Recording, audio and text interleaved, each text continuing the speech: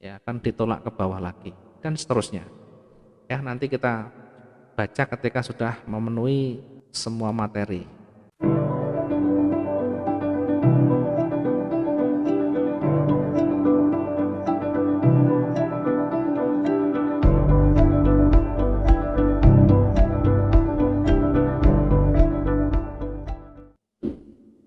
Sementara sampai sini dulu. Mau ada pertanyaan silahkan kalau mau bertanya dulu terkait dengan penjelasan tadi. Banyak yang kita sampaikan, baik itu money management, risk management, kemudian termasuk bagaimana kita membentuk pola mindset kita supaya betul-betul fokus di pembelajaran, fokus di proses kita dari tahap demi tahapnya, sehingga tidak betul-betul ingin yang instan tadi ya, selalu mau belajar, selalu mau memperbaiki. Ketika ada kesulitan, ketika ada ketidaktahuan, selalu ditanyakan dan mungkin berdiskusi dengan teman-teman yang lain. Silakan kalau mau ada pertanyaan, silakan teman-teman, mungkin terkait dengan materi yang kita sampaikan ini, ada yang mau ditanyakan dulu. Oke, sambil jalan kalau nanti bertanya silakan disampaikan via chat boleh. Saya akan lanjutkan di candlestick dulu. Bagaimana mengetahui detak terjadinya harga berbalik? Oh, ini detak ini masih belum, Pak. Nanti ya. Kalau sudah masuk di materi, Pak, belum masuk di detak dulu. Cara kita untuk mengetahui retracement belum masuk di sana, Pak. Mohon maaf, nanti kita bahas di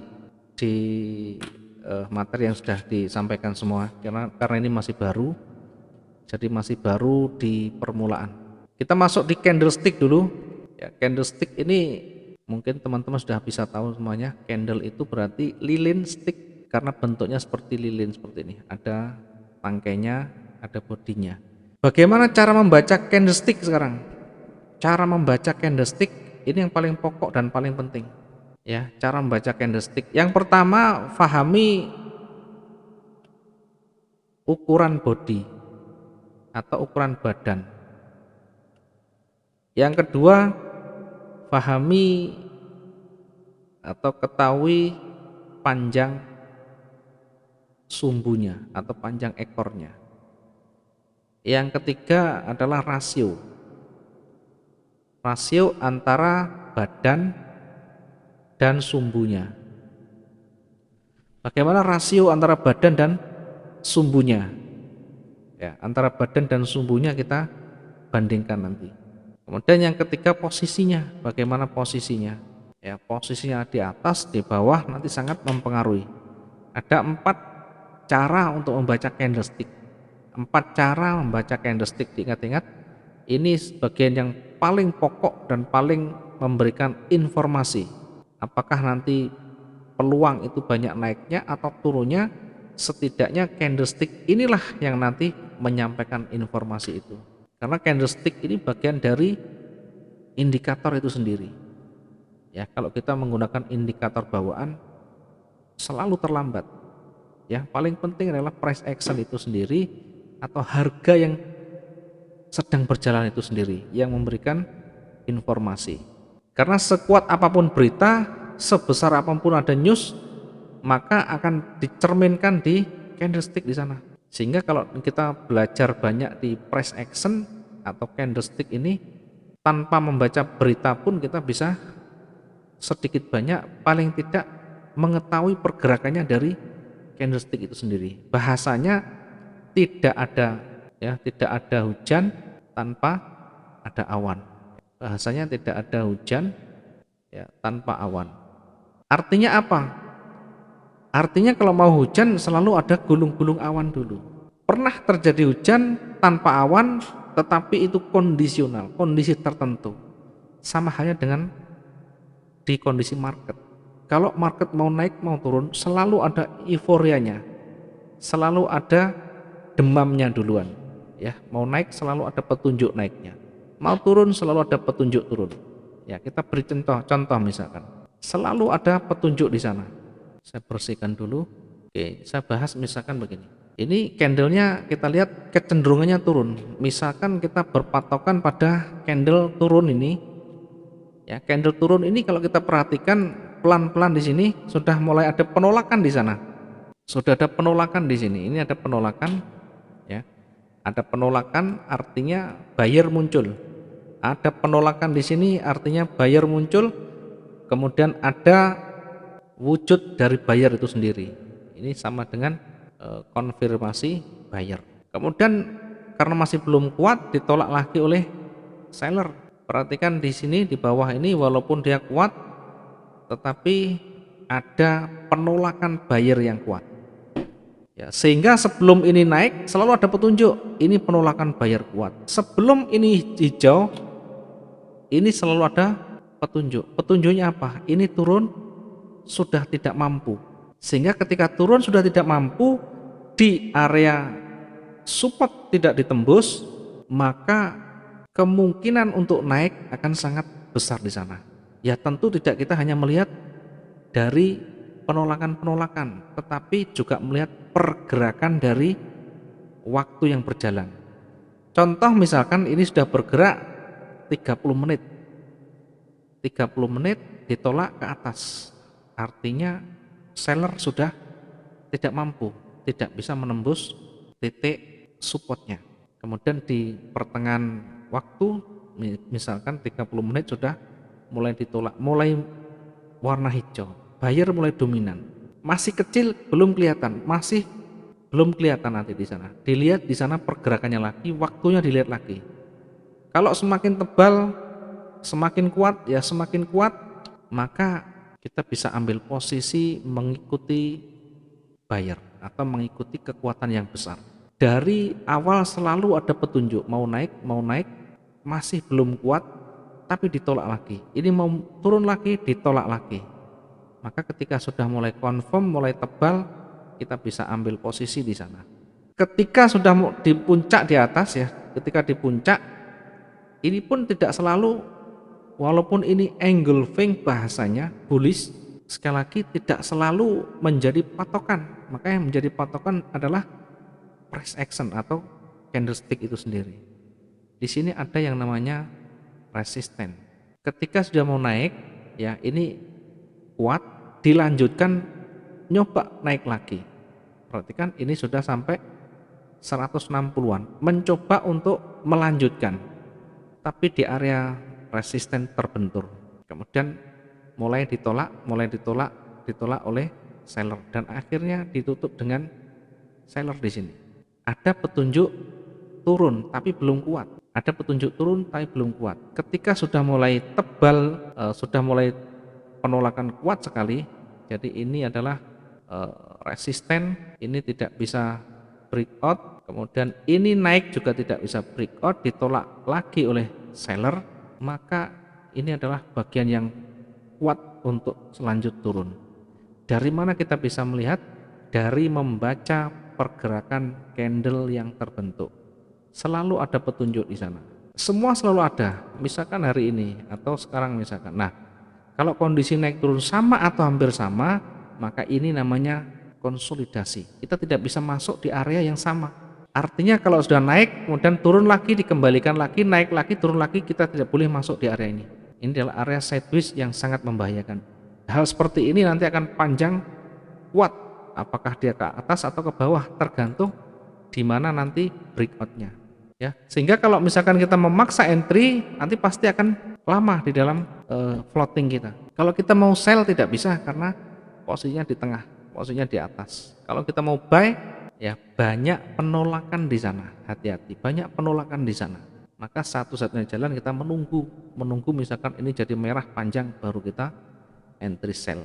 Dari mana? Dari candlestick ya. Berita itu disampaikan dari candlestick. Dengan cara bagaimana? Dengan cara membaca karakter candlestick itu. Bagaimana cara membaca? Tadi sudah kita jelaskan, pahami ukuran badan. Kemudian bagaimana ukuran panjang sumbu, bagaimana rasio atau panjang antara sumbu dan badan itu besaran mana, panjang mana, dan posisi. Kalau saya contohkan, ya misalkan ini ada penolakan buy, sempat naik kuat sampai di atas ini ya, sempat naik kemudian ditolak oleh seller. Kita melihat di sini dia pernah naik sampai di ujung ini. Artinya buyer sudah mencapai ujung. Tetapi ditolak oleh seller, ditutup di bawah dengan bodi kecil, ekor panjang. Ya. Pertama lihat bodinya kecil, ekornya panjang. Rasio antara bodi dan ekornya panjang mana? Ternyata panjang ekornya. Posisinya di mana? Posisinya di atas. Ya, posisinya di atas. Kalau posisinya di atas, panjang ekornya, maka kemungkinan untuk dia turun akan banyak.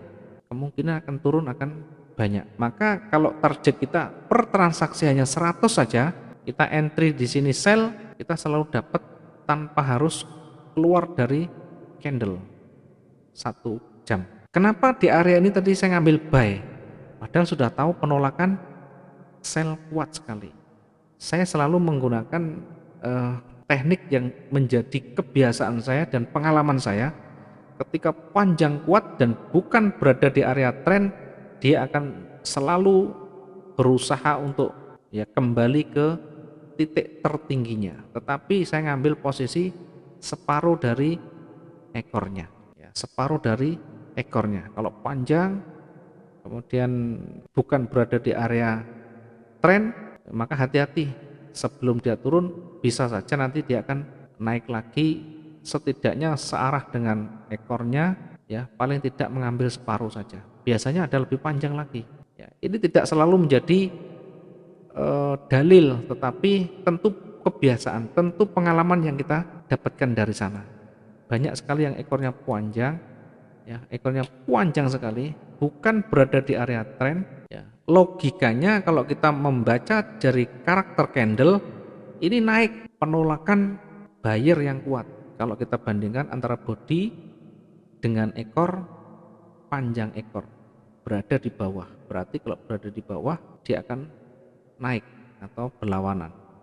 Tetapi yang terjadi apa? Memang naik sekitar 160, tetapi kembali berusaha untuk menyentuh titik yang pernah dilalui.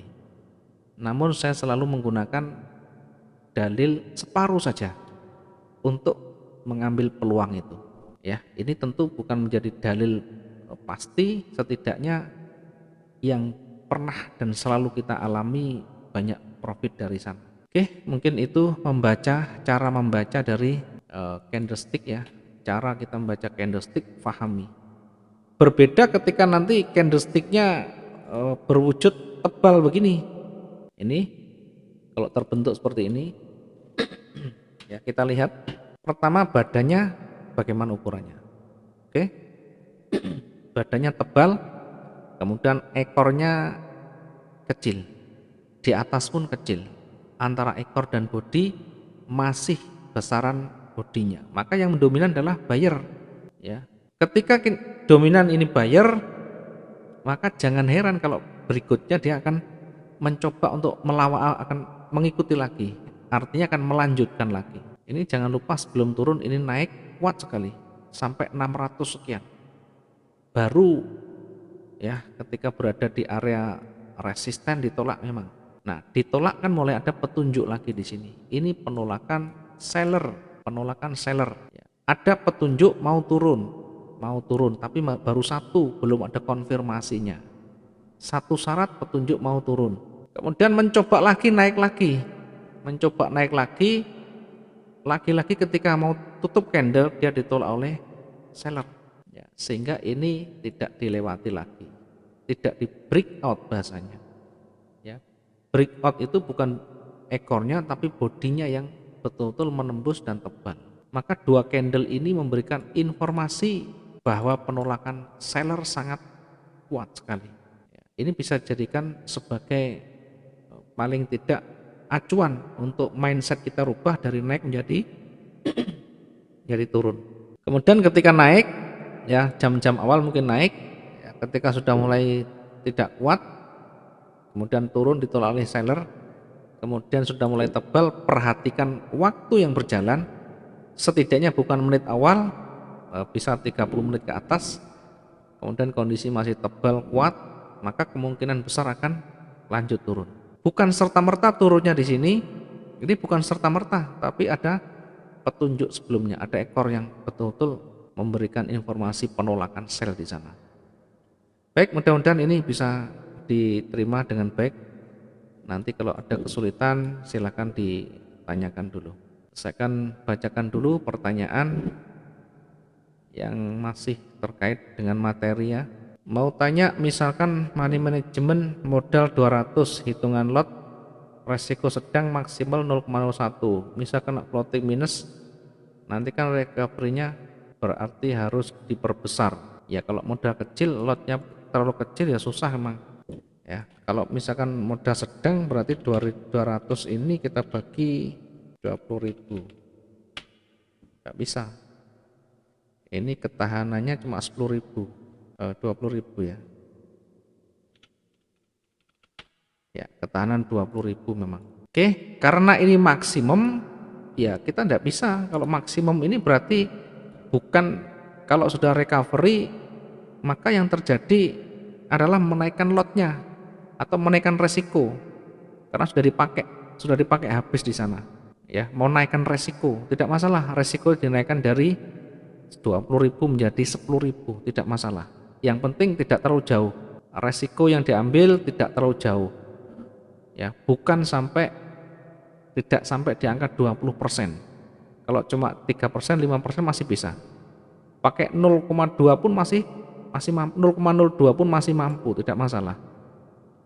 Ya. Sekali lagi, ketika sudah dipakai semuanya ketahanan itu atau lot yang dipakai, maka yang terjadi tidak ada jalan lain. Tanpa diinjek ya harus dinaikkan resikonya.